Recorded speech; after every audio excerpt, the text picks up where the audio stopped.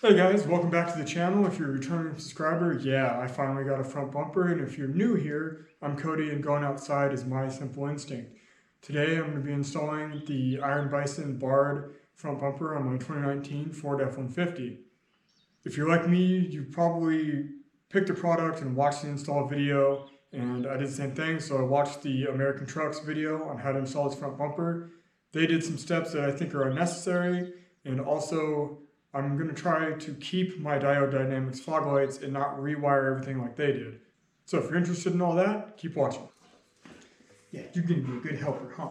Oh boy, oh boy. Without further ado, we'll take off this old front bumper, and we're going to start by removing this trim piece.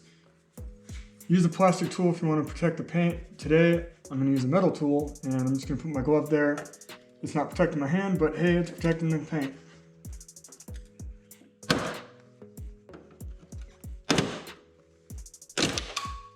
Set that aside, repeat on the other side. Up next, we're going to remove two 21mm or 13/16 nuts, 21mm being the preference, and we're going to back those almost all the way off, but leave them on. Being that I didn't have the correct socket on hand for these, I started them with a breaker bar. Now I'm going to put the Ugga Dugga on.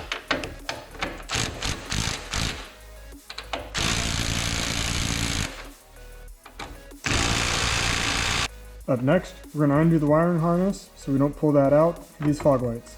You may find it necessary to remove the 5.5mm thunderbolts in order to get access to the rear of the fog light. Or, follow me under here. I'm just going to reach up right here and pull it out.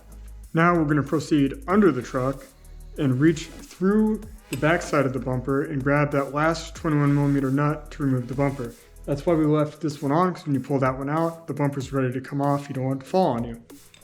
So let's go.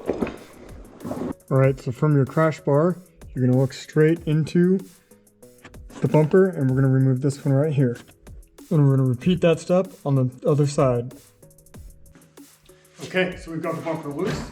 It's almost ready to go. We're gonna finish taking off those first 21mm nuts, and we'll pull the bumper off. So I just hit a snag. I didn't remove part of the wiring harness for the fog lights. Let's go look at why we're stuck. So here you can see the back of the fog light. Discovered I skipped a step right here. This is still attached to the front bumper. This is your fog light wires. So we're going to pull that out too. Alright, so if you haven't discovered that I skipped a step with the fog lights, now let's take it off.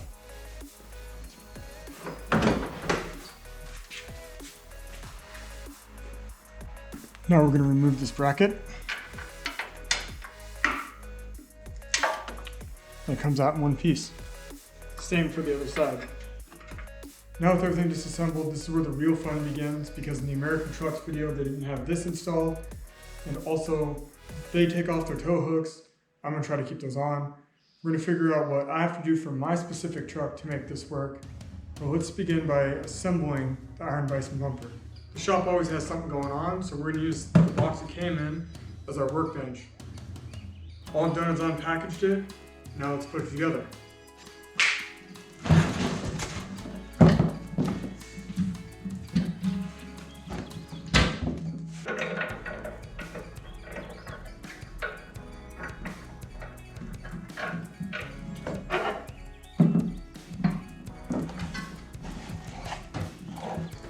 After you fold the wings out, discard the bolts. Get yourself a 10mm. Get a lock washer and a flat on these 10mm bolts. We insert the 10mm into the hole, tighten it up. These two bolts are 16mm. Once you folded the wing out, start those and tighten them up. Correction, that's a 17. Now I'm going to pull my fog light out of my old bumper. Alright, so the Diode Dynamics lights are out.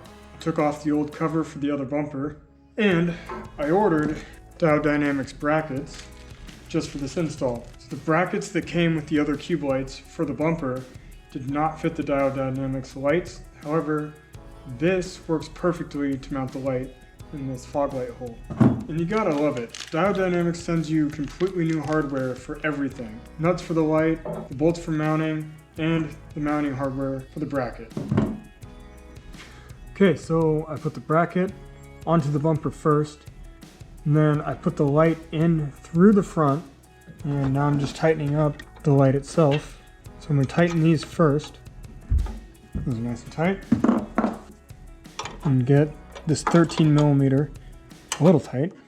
I'm gonna point mine forward of the truck and then get it centered so it'll look good.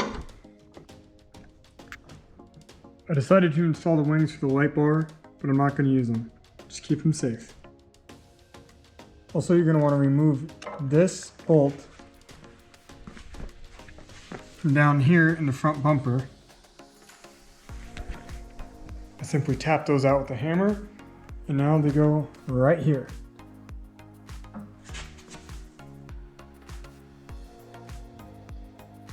So I don't think you guys saw, but I put these little tabs on, pressed them on, and then I installed the bottom skid plate onto the bumper. Also, I pulled out one crash bar. Alright, so we're here on the driver's side. I've already loosened these up. What I'm gonna do is I'm gonna hold them up, cut them off, press them back out, and then pull this out. Alright, everything's assembled. I have the crash bars out, so now I'm gonna try to assemble it and see if everything's gonna be made up okay.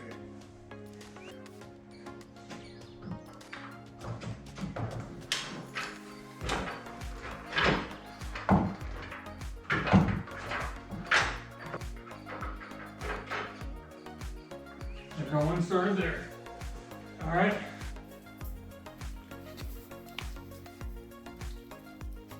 What do you think? We'll get it. Okay, so we have the bumper tight, and we plugged in our wiring harness. Now I'm going to zip tie this to right there, and probably right over there, to make sure this doesn't get snagged. Alright, two things are happening. One, the sun is coming right in the shop, which is terrible for filming. Two, I have the bumper installed. I think it looks great. I never had to take off the tow hooks, so that was a step I didn't need. The fog lights are working. I realized I need to trim the fender liner, so I'm going to work on that right now. And I believe that'll be it. Okay, so this is how much I cut off. Not very much, it's just to make it even with the bumper here.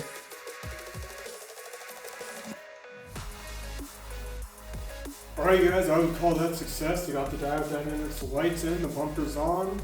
The RCI skid plate also works with this bumper. There is just a little bit of gap where nothing's protecting underneath, but hopefully I don't have to find out the hard way if that's going to matter.